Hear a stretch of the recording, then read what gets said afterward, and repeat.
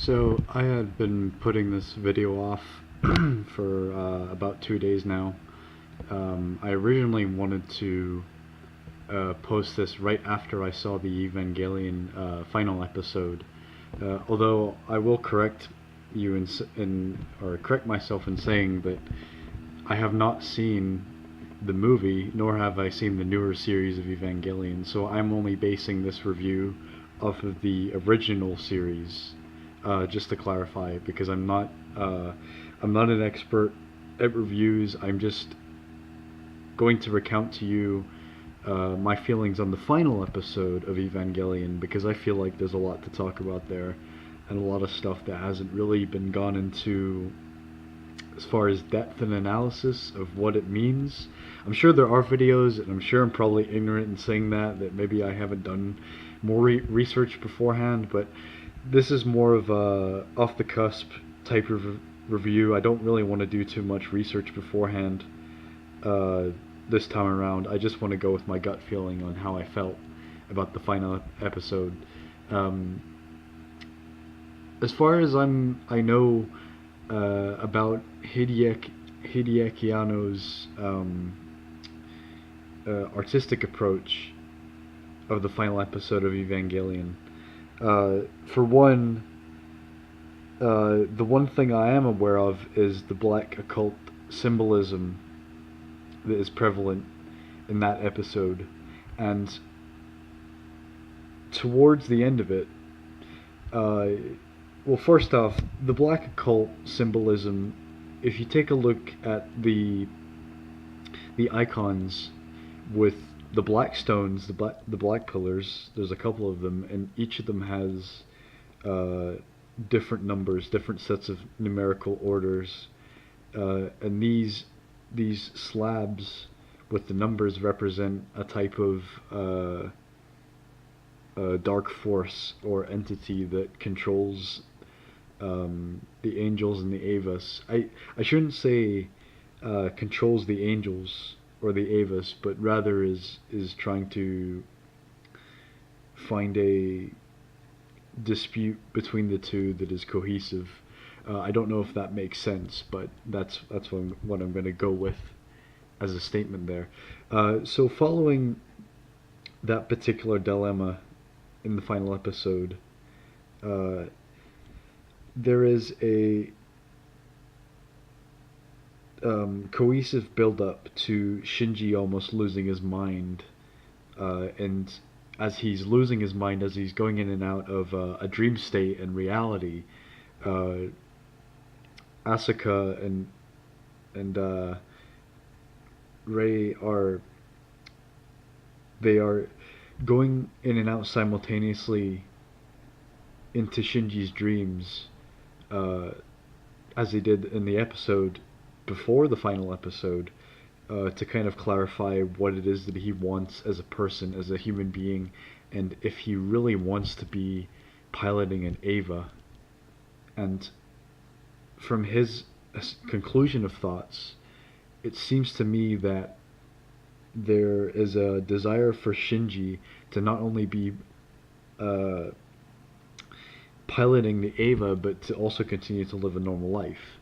And towards the end of the episode, that is made clear by Shinji's presumably hating his father and wishing his mom, coinciding together in a relationship like a normal family, and you get a glimpse of that towards the end of the episode.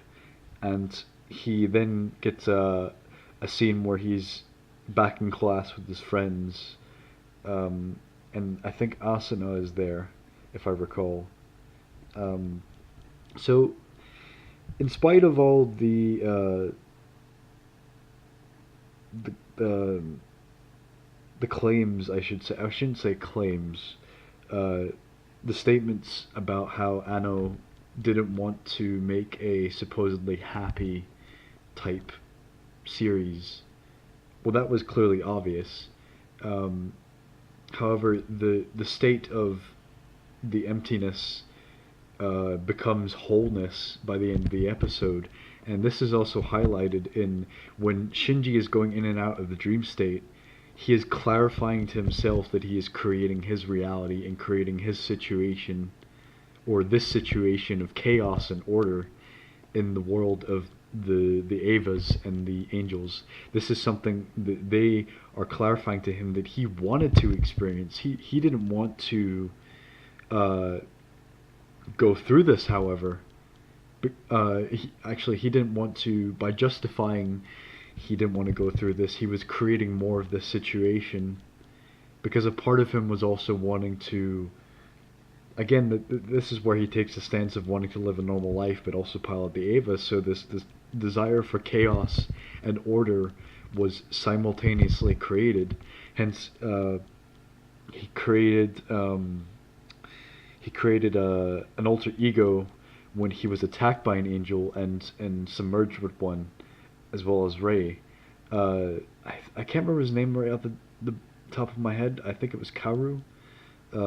But again, if it's not, just feel free to correct me. I only just finished the series, so I'm coming off of it a quite fresh mindset. So after he kills Karu, his alter ego, the episode before, or 2 episodes before, Shinji is remorseful and he wishes that he didn't, and he was full of hatred, he was full of angst, and it was apparent that he hated himself, and he hates the fact that he has to kill people in the Ava, and he hates the fact that he has to listen to his father that doesn't clearly like him at all. But again, this is about the final episode, and I'm sorry I keep retracting, but I need to finalize my conclusions here about it. The occult symbolism with the slabs, and Anno's portrayal of the series in the final episode, and the artistic expression around it, is to finally get Shinji to a point of complete nothingness, to where he realizes that he's creating this whole situation and he can start again. He doesn't need to follow in the path of the Ava if he doesn't want to, because he felt like it was his duty, because he felt like he had value. If he didn't have value, he would hate himself. If he didn't feel like he was living up to his father's expectations, to everybody's expectations around him, he would feel emptiness, and he would feel completely isolated and completely depressed. But the isolation is really just his assumption. It's his coagulative idea of himself as this lonely entity in the world of the Ava. But he comes to realize that this isn't true. By Asuka and Rei, by them affirming to him, by saying to him, "What do you want, Shinji? What do you want?" In almost kind of a hypnotized kind of state. So Shinji ultimately realizes that he does create his reality, whether or not he is living something that he wants or doesn't want. He is defining that throughout this whole series. He is defining this dream that he wants to live. And whether or not I think he wanted his father's approval, I think he still would have piloted the Avas, and I still think he would have wanted to be friends with Asuka and Rei, and I still think he would have wanted everyone to be happy and everyone to be safe, because his whole reason for being at that point was to protect people as a piloter of the Ava. And again, I'm not assuming that you guys listening to this don't already know this already.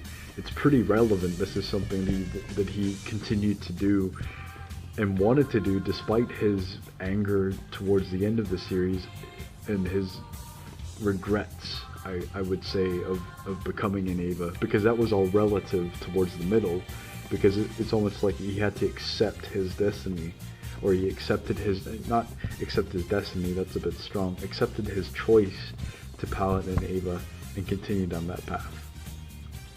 So again, I just wanted to stop myself there. I don't want to get off too much in the tangent, because I could go on for fucking ever about this, because there's so many different things that could spiral out of this.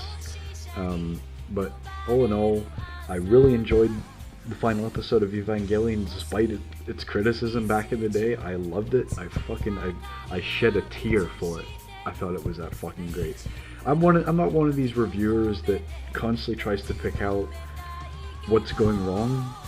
I'm not one of those reviewers. You get those all the time, but I want to focus on the good aspects of it, and that's what I'm going to continue to do. I'm not going to be bashing. I'm not going to be condemning something for its approach. I love the story, I love the way it went, and I love the way it concluded, and I can't wait to actually watch the film. My girlfriend says she's already seen it, so I need to still do a bit of catching up.